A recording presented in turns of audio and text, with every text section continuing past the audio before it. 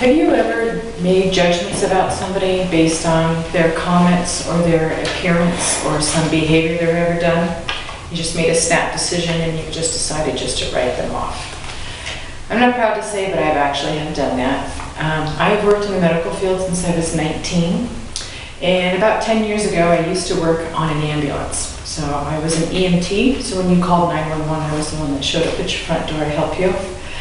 So me and my partner, one day, we got called to do a transfer. And we were taking a woman from one hospital to another hospital to get radiation treatment. She was a cancer patient. This is something that we had done 1,000 different times, and this day was no different than any other day. And I'm not a very patient person, and I know this sounds terrible to be in the medical field, but at the time, I really didn't like people that much. I actually preferred animals. So I know that sounds terrible, but in order to take care of people, it's much easier to do if you don't get attached to them. So I had learned not to let people and their tragedies really have an effect on me. I've learned how to take build an emotional wall. So we dealt with them on short time basis, and it just made it easier for me just to disconnect from them.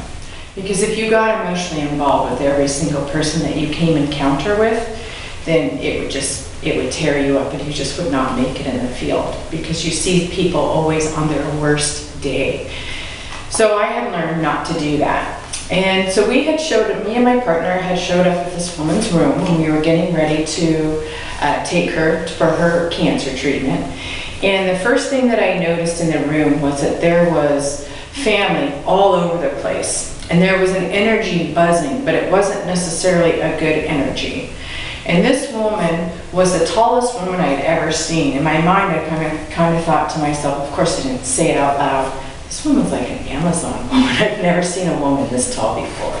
And she was ordering people around and saying, this is how I want this done, and this is how we do this, and this is how we do this.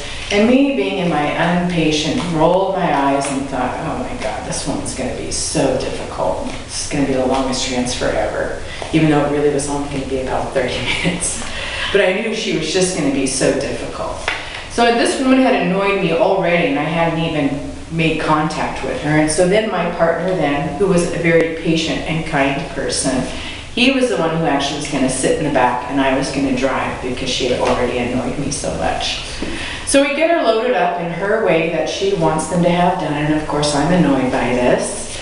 And we drive her to the facility, and we're getting ready to move her onto a bed, and all of a sudden she grabs me by my hand, and I look down at her and I say, ma'am, are you okay? And tears just start flooding out of this woman.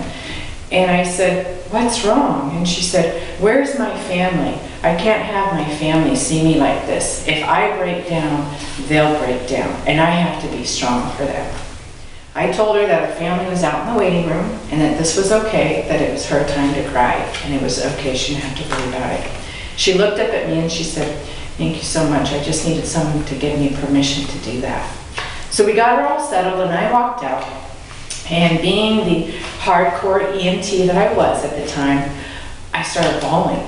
And I couldn't believe that I'd never had a patient have this kind of effect on me before. And I had to, of course, gather myself together, and I had stepped outside so I could do this in private. And I came back, and my partner and I, we loaded her up, and we got her, transferred her back to a hospital.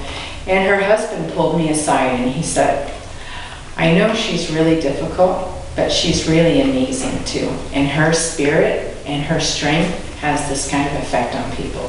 So don't worry about it, because he had seen that she really had touched me. So we got her into bed, and I shook her hand, and I told her thank you, that I would never forget her.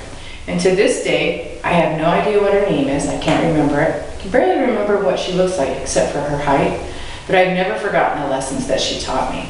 And that was to never make a quick judgment about somebody. You never know what lesson they had to teach you, which for her, she taught me that humanity was good and people were worth taking the time to get to know. So now I always step back when I learn to meet somebody new, and I think, what do they have to teach me, and what can I learn from them? And I know that they're good things. Ask yourself, what do they have to offer you? What lesson do they have to teach? And just step back, because you too could be amazed. So